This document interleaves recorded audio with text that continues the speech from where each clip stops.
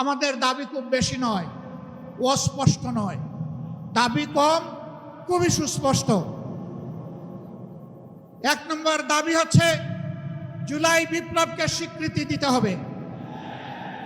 যারা জুলাই বিপ্লব মানবেন না তাদের জন্য 26 সালে কোনো নির্বাচন নাই।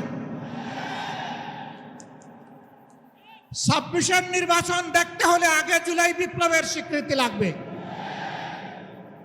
আর জুলাই বিপ্লবের স্বীকৃতি দিতে হলে জুলাই সনদের আইনি ভিত্তি দিতেই হবে।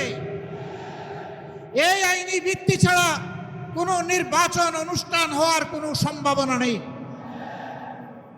কখন হবে এই আইনি ভিত্তির গোড়াপত্তন? এদেশের মুক্তিকামী মানুষের কথা একটাই, জাতীয় সংসদ নির্বাচনের আগে গণভোট অনুষ্ঠিত হতে হবে। গণভোটের ব্যাপারে